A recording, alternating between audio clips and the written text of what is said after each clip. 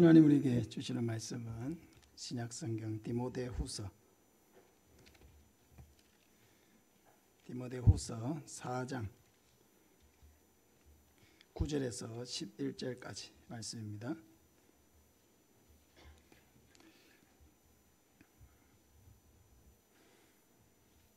디모데후서 4장 9절에서 11절 신약성경 346쪽입니다. 우리 한 목소리로 같이 읽겠습니다. 너는 어서 속히 내게로 오라. 데마는 이 세상을 사랑하여 나를 버리고 데살로니가로 갔고, 그레스게는 갈라디아로, 디도는 달마디아로 갔고, 누가만 나와 함께 있느니라. 내가 올 때에 마가를 데리고 오라. 그가 나의 일에 유익하니라. 아멘. 하나님께 귀하게 쓰임받은 사람 누가라는 제목으로 말씀을 전하겠습니다. 우리는 실제로 이 누가라는 사람을 통해서 신앙생활에 많은 은혜를 누리고 있습니다. 그럼에도 불구하고 이 누가를 잘 알지 못합니다. 누가는 성경에 아주 부각되고 있는 인물은 아니지만은 그것은 누가가 매우 겸손한 사람이었기 때문입니다. 오늘 저녁에 하나님께 귀하게 쓰임받은 이 사람 누가를 통해서 우리도 하나님 앞에 귀하게 쓰임받는 사람 되기를 소망하는 저와 여러분 되시기를 바랍니다. 첫째, 누가는 성경의 기록자로 쓰임을 받았습니다. 누가는 누가복음과 사도행전을 기록했습니다. 사도행전 1장 1절부터 보면 데오빌로여 내가 먼저 쓴 글에는 무릇 예수께서 행하시며 가르치시기를 시작하신부터 그가 택하신 사도들에게 성령으로 명하시고 승천하신 날까지의 일을 기록하였노라 했습니다. 누가는 데오빌로라고 하는 고위 관리에게 헌정하는 방식으로 누가복음과 사도행전을 기록했습니다. 누가가 사도행전 1장 1절에서 내가 먼저 쓴 글이라고 밝힌 것은 바로 누가복음을 이야기하는 것입니다. 그리고 누가복음을 이어서 지금 쓰고 있는 이 사도행전, 이것이 바로 누가가 기록하고 있다는 것을 우리에게 보여주는 것입니다. 누가는 누가복음을 통해서 예수님의 탄생부터 예수님의 사역과 또 죽으심과 부활과 성천하신 일까지 기록했습니다. 그리고 누가복음의 속편으로 이 사도행전을 기록해서 성령의 오심과 또 초대교회 역사에 대해서 우리에게 자세하게 알려주고 있습니다. 누가는 자신이 성경의 기록자로서 사실 확인에 있어서 얼마나 세심한 주의를 기울여서 기록했는지를 누가복음 서두에서 이렇게 밝히고 있습니다. 누가복음 1장 1절부터 보면은 우리 같이 한번 읽겠습니다. 우리 중에 이루어진 사실에 대하여 처음부터 목격자와 말씀에 일꾼된 자들이 전하여 준 그대로 내력을 저술하려고 붓을 사람이 많은지라. 그 모든 일을 근원부터 자세히 미루어 살핀 나도 데오빌로 각하에게 차례대로 써보내는 것이 좋은 줄 알았노니 이는 각하가 알고 있는 바를 더 확실하게 하려 함이로라. 누가는 먼저 예수님에 관해 기록을 남기려고 했던 많은 사람이 있었다는 것을 밝히고 있습니다.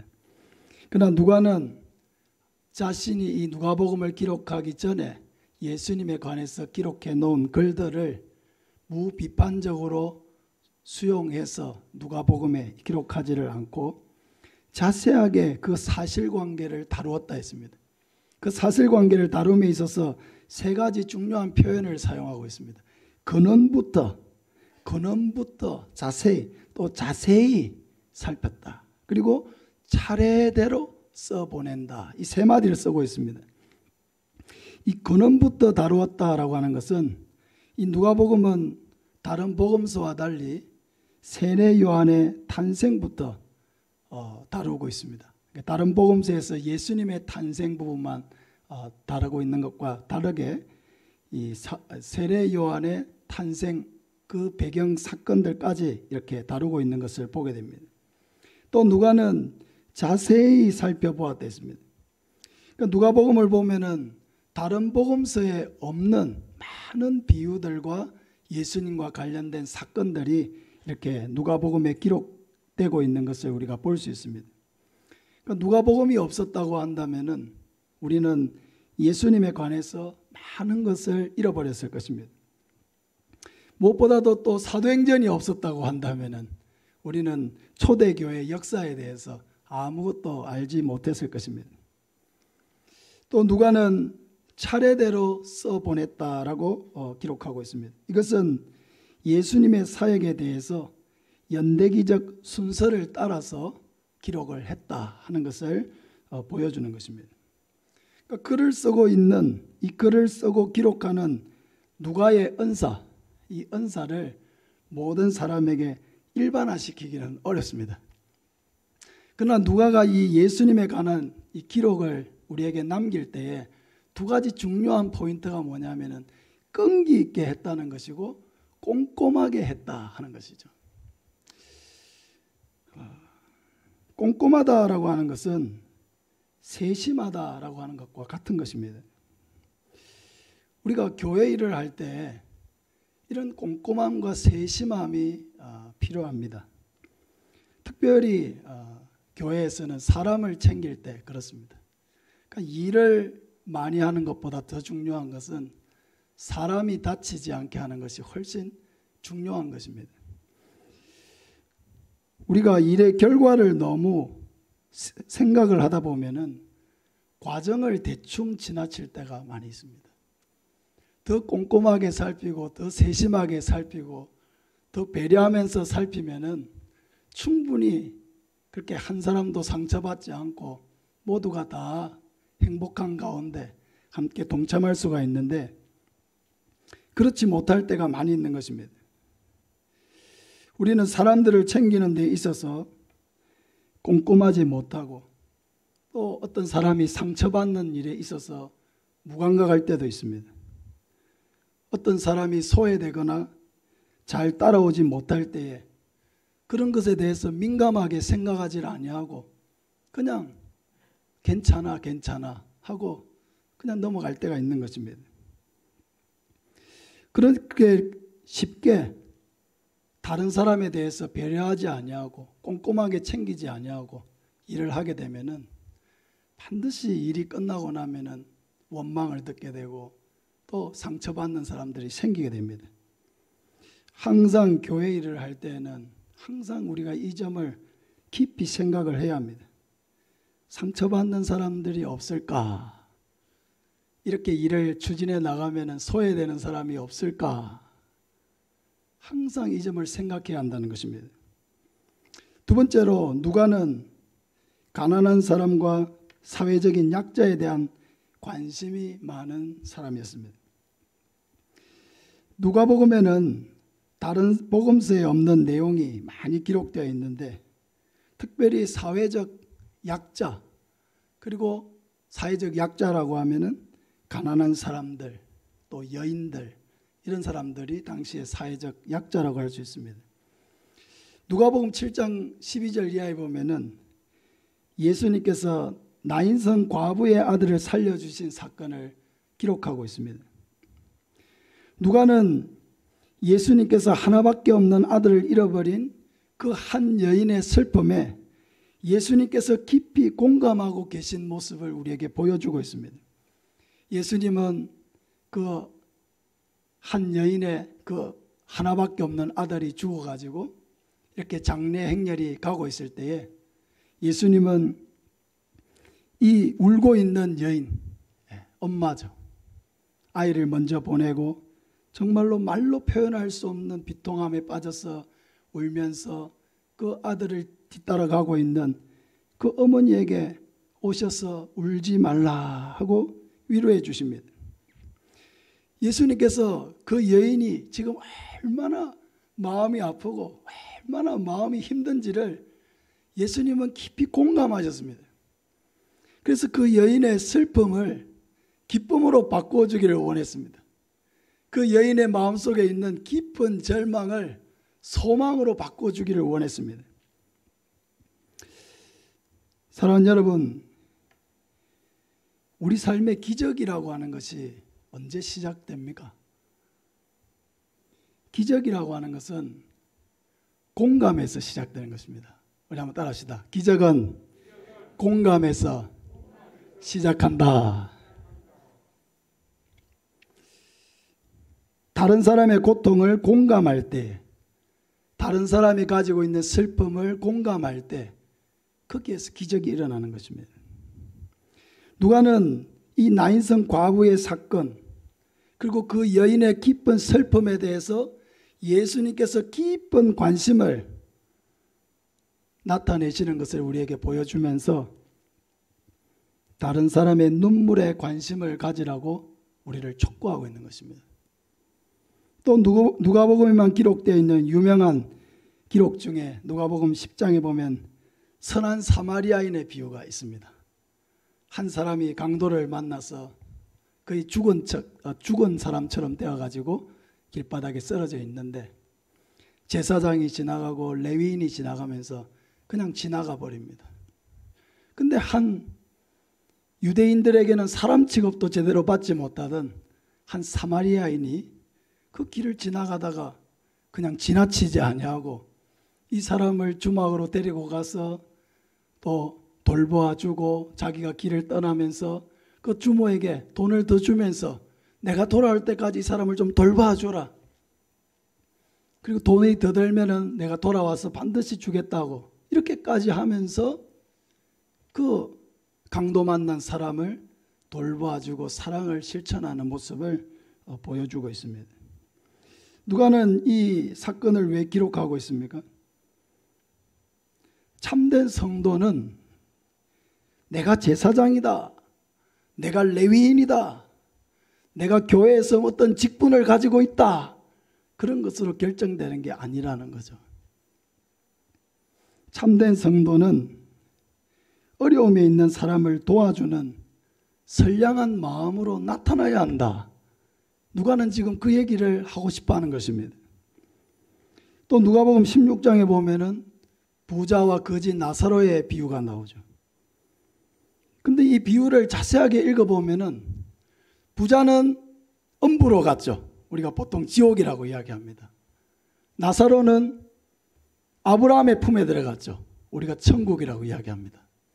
근데 그게 보면은 부자가 무슨 죄를 지었다 이런 이야기가 하나도 기록되어 있지 않아요. 근데 왜 부자는 음부에 가서 불꽃 가운데서 고통을 받고 있고 왜 나사로는 아브라함의 품에 들어가 있는가? 누가는 지금 무슨 얘기를 하려고 하고 있는가? 그 본문의 맥락에서 부자가 잘못한 것을 그 비유에서 찾아보면은 한 가지밖에 없습니다. 거짓 나사로가 늘 집 앞에 와서 어려운 가운데 있는데도 이 부자는 나사로를 거들떠보지도 않습니다. 자신에게 충분히 도와줄 수 있는 그런 능력이 있고 그런 재력이 있고 그런 건강이 자신에게 있었지만은 그 나사로에 대해서는 단 한 번도 긍휼을 베풀지를 않습니다. 누가는 무슨 얘기를 우리에게 하려고 하고 있습니까? 참되게 예수님을 믿고 천국을 마음에 소유한 사람은 반드시 주변에 가난하고 어려움에 처한 사람을 못 본 척해서는 안 된다는 거죠. 그 얘기를 누가는 지금 하고 있는 것입니다. 그러니까 주변에 어려운 사람이 있고 가난한 사람이 있고 나의 도움을 필요로 하는 사람들이 있는데 그들을 못 본 척한다.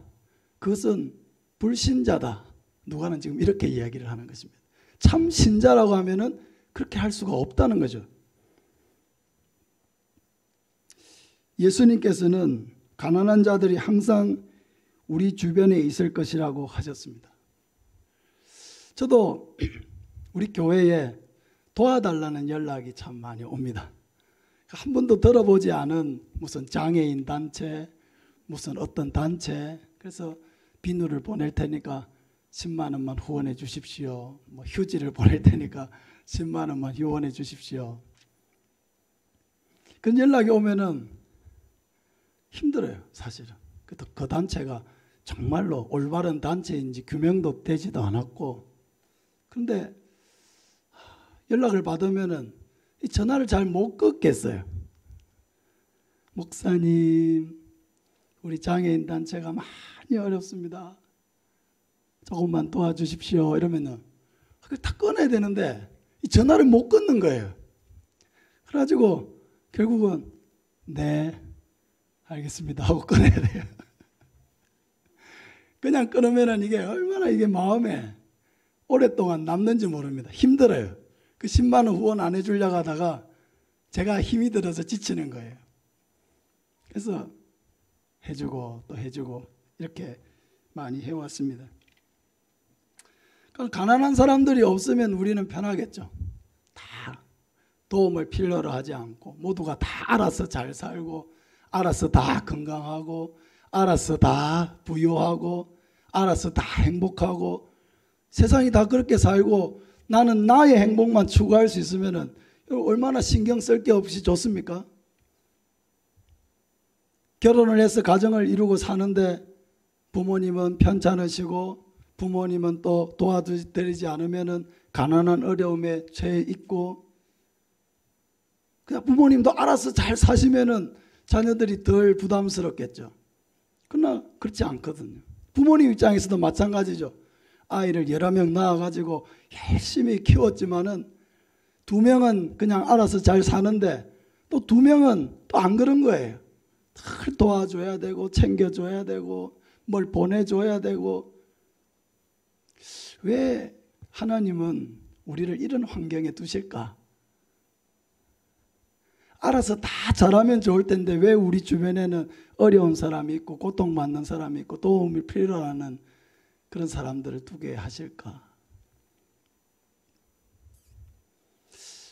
이 땅에서 우리에게 우리가 받은 그런 사랑, 아까 우리 권사님 기도하실 때도 그런 말씀을 하셨지만 우리가 하나님께 받은 사랑은 항상 너무나 크죠.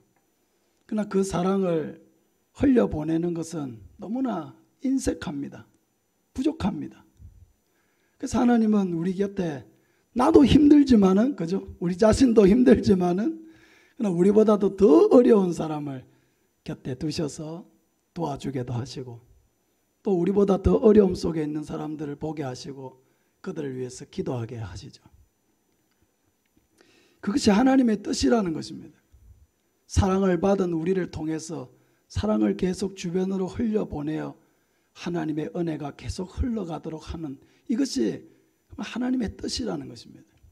누가는 이 누가복음을 통해서 고통받는 여인들, 장애인들, 또 가난한 사람들 이런 사람들을 예수님께서 다가가시고 찾아가시고 만나주시고 그들의 슬픔을 공감하시고 그들의 문제를 치료해 주시고 그런 여러 가지 사건들을 통해서 우리에게도 동일하게 그들에게 관심을 가져라고 촉구합니다. 참된 성도, 예수 그리스도를 구주로 믿는 성도, 예수 그리스도를 진실로 따라가는 제자는 그 외면할 수가 없다는 것입니다. 사랑으로 돌보아 주어야 한다는 것입니다. 그것이 진정한 성도이고 진정한 제자의 삶이라는 것을 우리에게 보여주는 것입니다. 마지막으로 누가는 바울의 곁을 마지막까지 지킨 동력자였습니다. 누가가 바울 전도팀에 합류를 하게 된 것은 2차 전도 여행 때부터였습니다. 누가는 바울이 성령의 인도를 받아서 마게도냐인의 환상을 보았죠. 그래서 그 환상을 보고 하나님께서 우리를 마게도냐로 건너와서 복음을 전하라고 하시나 보다. 그렇게 성령의 인도를 인정하고 마게도냐의 제일 가는 성 빌립보에 가서 복음을 전하게 됐습니다. 바로 그때부터 누가는 바울 전도팀에 합류해서 바울이 나중에 순교하는 그 순간까지도 누가는 바울과 함께 있었습니다. 1차 투옥 중에 기록된 골로새서 4장 14절에 보면은 사랑을 받는 의사 누가와 또 데마가 너희에게 문안하느니라. 골로새 교회에 바울이 편지를 쓸 때에 누가와 또 데마가 공동 문안자로 이렇게 기록이 되고 있는 것을 보게 됩니다. 이 말은 바울이 로마에 압송되어 가서 가택 연금 중에 있을 때에 누가도 바울 곁에 함께 있었다는 것을 우리에게 보여주는 것입니다. 그리고 누가는 나중에 바울이 순교 직전에 로마의 마메틴 지하 감옥에 갇혀 있을 때 디모데후서를 기록했을 때죠. 그때에 바울의 곁을 지키고 있는 유일한 동역자였다는 것을 오늘 본문을 통해서 밝히고 있습니다.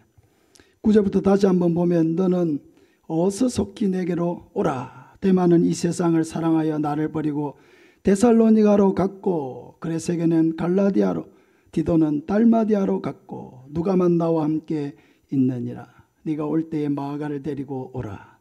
그가 나의 일에 유익하니라. 11절에 보면은 누가만 나와 함께 있느니라 했습니다. 바울이 로마에 1차 투옥되어 있을 때에 적어도 바울 곁에는 동역자가 6명 이상 있었습니다. 근데 순교 직전 마메틴 지하 감옥에 갇혀서 이 디모데후서를 기록하고 있는 그 당시에는 누가 외에는 아무도 바울 곁에 있지 않았습니다. 누가는 바울의 사랑받는 의사로서 또 바울의 복음의 동역자였습니다. 한순간만 함께한 동역자가 아니고 바울 전도팀에 합류한 그 이후로 평생의 바울의 동역자였고 생사고락을 함께 나눈 영혼의 동반자였습니다. 그럼 바울과 누가는 이렇게 평생을 함께한 동역자로서 누가가 바울을 만난 것도 복이고 바울이 누가를 만난 것도 복이라고 할 수 있습니다. 누가가 바울을 만나지 않았다면 여러분 어떻게 됐을까요? 그냥 의사로서 환자들을 돌보고 자기 생활하는데 아무 어려움은 없었겠죠. 의사는 고대 사회나 현재나 의사들은 다 부유한 사람들이었습니다. 누가가 바울을 만나지 않았다면 고생할 필요도 없었을 것이고 어려움에 처할 이유도 없었을 것입니다. 자기 생활하는데 아무 어려움이 없는 그런 정도로 삶을 영위해 나갔을 것입니다. 그러나 초대교회의 생생한 기록인 사도행전이나 또 누가복음은 기록되지 못했을 것입니다. 뿐만 아니라 누가 자신도 성경에 이름이 기록된 사람은 되지 못했을 것입니다. 전성에 의하면은 바울이 순교한 후에 에베소와 비두니아에서 복음을 전하다가 84세에 하나님의 부름을 받았다고 전해지고 있습니다. 이 누가가 의사이면서 또 동시에 선교사라고 하는 이 독특한 이력 때문에 오늘날도 많은 의사들이 의료 선교에 헌신하고 있는 것은 참으로 놀라운 일이죠. 그래서 누군가가 어려운 길이지만은 누군가가 앞서 가게 되면은 반드시 그 뒤에는 따라오는 사람이 있다는 것. 그게 참 귀한 것입니다. 우리가 하나님을 섬길 때도 마찬가지죠. 하나님을 섬긴다는 것은 쉬운 일이 아닙니다. 어려운 일입니다. 그러나 우리가 자기의 욕심을 조금이라도 더 내려놓고 우리가 예수님을 따르기로 시작하면은 그 어려운 길이라도 그 길의 가치를 아는 사람들이 생기게 되고 그 길을 또 따라오는 사람이 생기게 된다는 것. 그것이 놀라운 것입니다. 그런 점에서 우리가 가고 있는 이 길이 중차대하고 또 책임감 있게 우리에게 주어진 길을 가야 하는 것입니다. 여러분, 이 땅에서 만남이라고 하는 것이 참으로 소중한 것입니다. 누구를 만나느냐 하는 것에 우리 인생이 달려 있습니다. 우리는 무엇보다도 예수님을 만나야죠. 예수님을 만나야 죄를 씻고 하나님의 자녀가 되고 영원한 천국을 선물로 받습니다. 또한 우리는 좋은 교회를 만나야 합니다. 그리고 좋은 동역자를 만나야 합니다. 무엇보다도 복음을 위한 동역자를 만나야 합니다. 여러분, 동역자라고 하는 것은 한 방향을 바라보고 걸음을 맞추어서 함께 걸어가는 사람입니다. 그게 동역자예요. 동역자는 같은 방향을 바라보고 같이 가는 사람입니다. 동력자는 같은 짐을 지고 가는 사람입니다. 그 어려움도 함께, 슬픔도 함께, 모든 것을 함께 동고동락하는 사람, 그 사람이 바로 동력자입니다. 동력자는 마지막까지 서로의 짐을 져주는 사람입니다. 여러분, 누가가 마지막까지 바울 곁에 남아 있었다라고 하는 것은 누가가 매우 신실하고 의리 있는 사람인 것을 보여줍니다. 뿐만 아니라 그가 매우 용기 있는 사람이라는 것을 보여줘요. 바울이 1차 투옥하고 2년 정도 자유의 몸이 되었습니다. 그때 디모데전서와 디도스를 기록했습니다. 여러 군데 아마 다니면서 또 복음을 전했습니다. 그러다가 2년 후에 갑자기 붙잡히게 된 거예요. 드로아에서 붙잡히게 된 거죠. 우리 디모데후서 4장 마지막 부분에 보면은 드로아 가보의 집에 두고 온 겉옷을 좀 디모데 네가 올 때 가지고 오라 그랬거든요. 그 말은 무슨 말이냐면은 자기의 옷을 챙겨올 겨를도 없이 갑작스럽게 붙잡혀서 끌려왔기 때문에 올 때 그 옷을 좀 챙겨와 달라고 디모데에게 부탁을 하는 것입니다. 그러니까 바울이 이렇게 붙잡혔을 때 그 제목이라고 하는 것은 다른 것이 아니에요. 예수 그리스도를 전파했다라고 하는 이것이 제목입니다. 예수 그리스도를 전파했다. 그러면 뭡니까? 누가도 바울의 동력자로 옆에 지키고 있으면은 누가도 그런 제목을 덮어 쓰고 누가도 사형수가 될 수 있는 위험이 있다는 것입니다. 왜 많은 사람들이 바울 곁에 지킬 수 있는 많은 동력자들이 바울이 마메틴 지하 감옥에 갇혔을 때에 다 떠나갔겠습니까? 그런 위험이 있었기 때문에 떠나간 거예요. 자기도 바울처럼 될까 봐 떠나간 것입니다. 예수님이 십자가를 지시고 채찍질 맞으시고 고난을 당할 때 왜 제자들이 도망갔습니까? 나도 예수님처럼 붙잡혀서 채찍질 당하고 십자가형에 언도될 수 있다는 두려움이 있었기 때문에 제자들이 도망간 것이죠. 바울 곁에 있었던 동력자들이 바울을 떠나간 것도 같은 이유예요. 그런데 그런 어려움, 그런 위기 속에 있는데도 누가는 우직하게 바울 곁에 있었다는 것입니다. 죽으면 죽으리라 하는 거죠. 내가 바울 곁에 있다는 이유로 내가 만약에 바울처럼 붙잡히게 되고 감옥에 갇히게 되고 바울과 같이 사형을 당하게 된다. 좋다. 그것도 하나님의 뜻이다. 하고 그냥 우직하게 바울 곁을 버티고 있는 것입니다. 믿음의 용기와 결단이 없이는 결코 바울 곁에 머물지 못했을 것입니다.